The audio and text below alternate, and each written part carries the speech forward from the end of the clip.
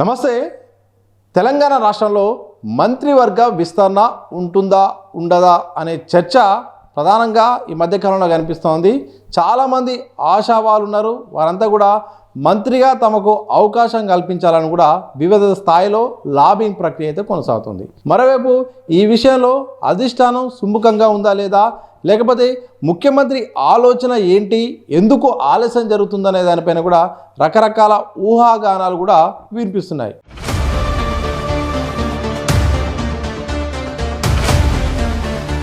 వాస్తవానికి ఈ పాటికే మొత్తం కూడా మంత్రివర్గ విస్తరణ కూడా జరగాల్సిన అవసరం ఉండేది. కానీ రకరకాల సమీకరణల కారణంగా, వివిధమైన పోటీ కారణంగా అయితే మాత్రం ఇది వాయిదా పడుతూ వస్తుంది. తెలంగాణ రాష్ట్రంలో అయితే మాత్రం 18 మందికి మంత్రిమండలిలో అవకాశం ఉంది. కానీ ప్రస్తుతం అయితే మాత్రం ముఖ్యమంత్రితో పాటు మొత్తం మంత్రుల సంఖ్య మొత్తం చూస్తే మాత్రం 16 మంది ఉన్నారు. మరో ఇద్దరికి క్యాబినెట్లో బెర్త్ దొరికే అవకాశం అయితే వాస్తవంగా ఖాళీగా ఉంది. కానీ ఈ విషయంలో అయితే మాత్రం అధిష్టానం ఎందుకో ఆలస్యం చేస్తుంది. మరి ఏం జరుగుతుందన్న దానిపైన మాత్రం ఆశావాళ్ళు అయితే మాత్రం కాస్త ఆసక్తిగా ఎదురు చూస్తున్నారు. సో వివిధ రకాల కారణాలు అయితే ఉన్నాయి. వాస్తవానికి ఇక్కడ కుల సమీకరణాలు అయితే ఉన్నాయి. మా కులానికి ప్రాతినిధ్యం లేదు, తప్పకుండా ఇవ్వాల్సిన అవసరం ఉందని కూడా వాళ్ళైతే మాత్రం ఇటు అధిష్టానంపై ఒత్తిడి పెడుతున్నారు. తమ సన్నిహితులతో అత్యంత దగ్గర వాళ్ళతో అయితే మాత్రం వాళ్ళ స్థాయిలో వాళ్ళు సంప్రదింపులు కూడా ఇస్తున్నారు. ఎందుకంటే యాదవ సామాజిక వర్గానికి మంత్రివర్గంలో అయితే అవకాశం లేకపోవడంతో ఒక్కసారిగా ఈ అవకాశం కల్పించాలంటూ కూడా ఒక డిమాండ్ కూడా ఉంది. మరోవైపు ఎస్టీ సామాజిక వర్గం నుండి లంబాడాలకైతే మాత్రం అవకాశం కల్పించాలి, ఈసారి మాకు అవకాశం లేదంటూ కూడా అక్కడి నుండి కూడా పెద్ద ఎత్తున డిమాండ్ కూడా ఉంది. సో ఇలా కులాల వారిగా చాలా కులాలు అయితే మాత్రం మాకు మంత్రివర్గంలో అవకాశం కావాలనే ఒక డిమాండ్ ఉంది. మరోవైపు ప్రాంతాల వారిగా కనుక చూస్తే మాత్రం ప్రధానంగా రంగారెడ్డి నుండి ప్రాతినిధ్యం లేదు. హైదరాబాద్ నుండి ఈ మధ్యకాలంలో అజారుద్దీన్కి అవకాశం కల్పించారు. అయితే నిజామాబాదు, ఆదిలాబాదు కూడా అవకాశం లేకపోవడంతో ఒక్కసారిగా అక్కడున్న సీనియర్ నేతలు కూడా మా సీనియారిటీని పరిగణలోకి తీసుకోవాలి, అలాగే మా ప్రాంతానికి ప్రాతినిధ్యం ఇవ్వాలంటూ కూడా ఒక్కొక్కరు వారి స్థాయిలో అయితే మాత్రం డిమాండ్ వ్యక్తం చేస్తున్నారు. ప్రధానంగా ఆదిలాబాద్ నుండి ప్రేమ్ సాగర్ రావు ఉన్నారు, అలాగే నిజామాబాద్ నుండి సుదర్శన్ రెడ్డి ఉన్నారు. మా జిల్లాకు ప్రాతినిధ్యం లేకపోతే భవిష్యత్తులో ఇబ్బంది అవుతుంది, అలాగే పార్టీకి మేము చేసిన సేవలకు గాను సీనియారిటీని బట్టి అవకాశం కల్పించాలని కూడా వాళ్ళు కోరుతున్నారు. ఇది సీనియారిటీ ప్రకారం అయితే మాత్రం ప్రధానంగా సుదర్శన్ రెడ్డి అయితేంది, ప్రేమ్ సాగర్ రావు కోరుతున్నారు. ఇక రంగారెడ్డి విషయానికి వస్తే మాత్రం ఇక్కడ ఇంకా తీవ్రమైన పోటీ ఉంది. సో ఇటు సామాజిక వర్గాల వారిగా, ఇటు జిల్లాల వారిగా, ఇటు మరోవైపు సీనియారిటీ వారిగా, అంటే పార్టీకి మేము చేసిన యొక్క సేవలకు గాను మాకు అవకాశం కల్పించాలని కూడా ఒక్కొక్కరిది ఒక్కొక్క వాళ్ళ ప్రతిపాదన కూడా కనిపిస్తుంటే, ఈ మధ్యకాలంలో జెన్జీ కూడా అవకాశం కల్పించాలి. జెన్జీ పోరాటాల నేపథ్యంలో సీఎం రేవంత్ రెడ్డి వయస్సు, ప్రజాప్రాతినిధ్యుల పోటీ విషయంలో మాత్రం ఆయన లేవనెత్తిన విషయంలో మాత్రం రాష్ట్రంలో యువతకు కూడా అవకాశం కల్పించాలని కూడా యువ ఎమ్మెల్యేలు అయితే మాత్రం మాకు ఛాన్స్ ఇవ్వండి అంటూ ఒక్కొక్కరి స్థాయిలో వాళ్ళైతే మాత్రం వాళ్ళ యొక్క ఆలోచనను బయట వ్యక్తం చేసే ప్రయత్నం కూడా చేస్తున్నారు. సరే, ఇదంతా పోటీ ఉంది, చాలామంది కోరుకుంటున్నారు, తప్పలేదు. ఎందుకంటే 18 మందికి అవకాశం ఉంటుంది. 119 మంది మొత్తం సంఖ్యలో 15% మంత్రిమండలి అనేది ఏర్పాటు కావాల్సిన అవసరం ఉంటుంది. అందులో భాగంగా 18 మందికి తెలంగాణ రాష్ట్రంలో అవకాశం ఉంది. కానీ 16 మందికే ప్రస్తుతానికి నిండుగా ఉన్నారు తప్ప మరో ఇద్దరికి ఇంకా అవకాశం ఉన్నప్పటికీ ఇంకా ఈ విషయంలో అయితే మాత్రం ఎందుకో ఆలస్యం అవుతుంది. సో ప్రస్తుతం అందుతున్న సమాచారం ప్రకారము ప్రస్తుతానికైతే మాత్రం మంత్రివర్గ విస్తరణ ఈ టర్ములో లేకపోవచ్చు అనే ఒక కొత్త లీకేజ్ కూడా బయటికి కూడా వచ్చింది. స్వయాన సెక్రటరియట్లో సీఎంకు అత్యంత దగ్గరగా ఉండే వ్యక్తులే వాళ్ళ మాటల్లో మాట్లాడుకుంటున్న సందర్భాల్లో అయితే మాత్రం ఇక ప్రస్తుతం పరిపాలన చాలా బాగుంది, 16 మంది మంత్రులు అయితే మాత్రం ప్రస్తుతానికి పరిపాలనకు సరిపోతారు, అదనంగా మరో 2 మంత్రులకు అవకాశం కల్పించాల్సిన అవసరం కూడా లేనంతగా ప్రస్తుతం అయితే మాత్రం పాలన సాగుతుందనే ఒక చర్చ కూడా సెక్రటరియట్ వర్గాల్లో నుండి బయటకు వచ్చిన వార్త. ఈ టర్మ్కి ఇక ఏదో అద్భుతం జరుగుతుంది తప్ప మంత్రివర్గ విస్తరణ లేకపోవచ్చు అనేది ఒక అంశం అయితే మాత్రం బయటకు వచ్చింది. ఇందులో నిజం ఉందా లేదా అనేది పక్కన పెడితే మాత్రం ఇక సీఎం అయితే మాత్రం ఆయన అనుకున్న దాని ప్రకారం కొత్త చిక్కులు ఉండే బదులు ఉన్న వాళ్ళతోనే నడిపించుకుంటే అయిపోద్దిగా అన్న ఆలోచనలో ఉన్నట్టు తెలుస్తుంది. ఎందుకంటే చాలా రకాలుగా ఒక్కొక్కరు ఒక్కో రక ప్రయత్నం చేస్తున్నారు.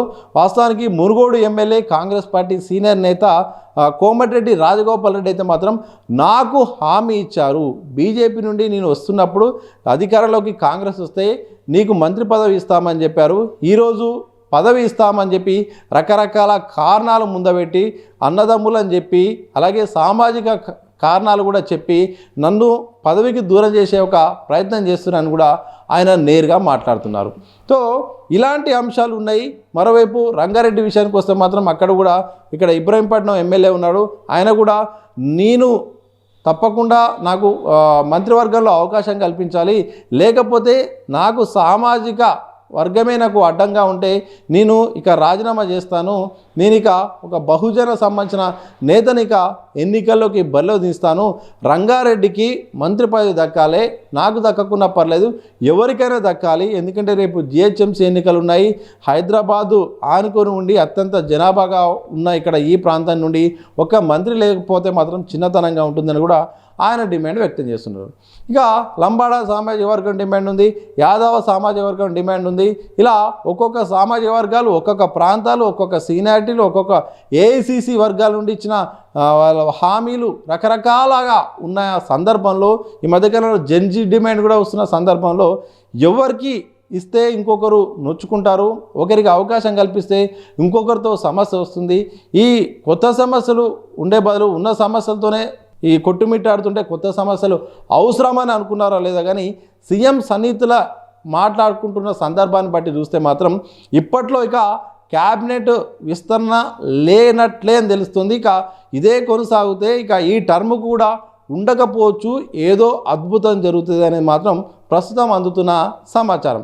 ఇక అధిష్టానం అయితే మాత్రం లేదు ఖచ్చితంగా చేయాల్సిందే అని మాత్రం ఆదేశాలు జారీ చేస్తే మాత్రం ఏ నిమిషంలోనైనా ఏ క్షణంలోనైనా భర్తీ చేసే అవకాశం కూడా కనిపిస్తుంది. ఎందుకంటే ఇక్కడ కాంగ్రెస్ పార్టీలో రాష్ట్రాల్లో అధికారంలో ఎవరున్నప్పటికీ తప్పకుండా అధిష్టానమే ఇక్కడ ఫైనల్గా ఉంటుంది.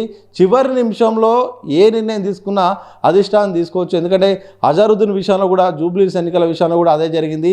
చాలా మెరుపు వేగంగా ఆయన యొక్క నిర్ణయం జరిగింది. ఆయనకు మంత్రి పదవి కూడా వరించింది. ఒకవేళ ఈ 2 బెర్తుల విషయంలో ఒక క్లారిటీ కనుక అధిష్టానానికి వస్తే, తప్పకుండా ఒత్తిడి కనుక వస్తే రేపటి రోజు ఇబ్బంది అవుతుందనే విషయానికి వస్తే మాత్రం అధిష్టానం నిర్ణయం తీసుకుంటే మాత్రం ముఖ్యమంత్రి కానీ పిసిసి అధ్యక్షుడు కానీ ఇక్కడ సమస్యనైతే మాత్రం ఎవరు కూడా దీన్ని మార్చలేరు. కానీ మరి ఇక్కడ ఏం జరుగుతుందో అర్థం కావట్లేదు.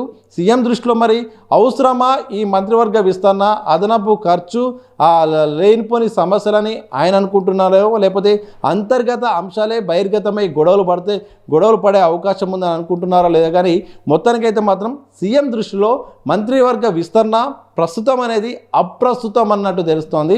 ఇక సమీకరణాలు రకరకాల అంశాల వారిగా భవిష్యత్తులో ఉండొచ్చు ఉండకపోవచ్చు అనే ఒక చర్చ కూడా నడుస్తుంది. చూడాలి.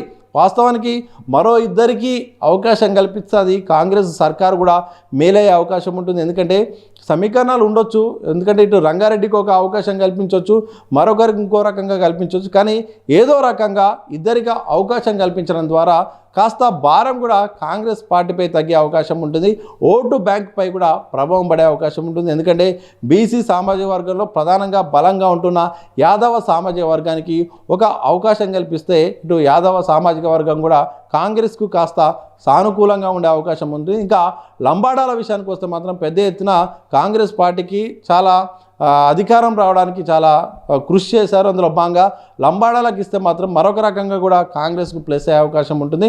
మరి ఆ దిశగా అడుగులు పడతాయా లేదా అనేది మాత్రం క్వశ్చన్ మార్క్గా ఉంది. ముందుగా అసలు ఇప్పట్లో లేకపోవచ్చు అనే ఒక కొత్త లీకేజ్ బయటకు వచ్చింది కాబట్టి మరి అది అలాగే కొనసాగే అవకాశం ఉంటుందా లేదా అనేది మాత్రం అధిష్టానం తీసుకునే నిర్ణయాన్ని బట్టి ఆధారపడి ఉంటుంది. మరి మీరేమనుకుంటున్నారు? తెలంగాణ రాష్ట్రంలో మంత్రివర్గ విస్తరణ జరగాలనుకుంటున్నారా? లేదు ఈ 16 మంది ఉంటే సరిపోతుంది, మరో 2 బెర్తులు కన్ఫర్మ్ కాకుండా ఏం కాదని అనుకుంటున్నారా? కామెంట్ చేసి చెప్పండి.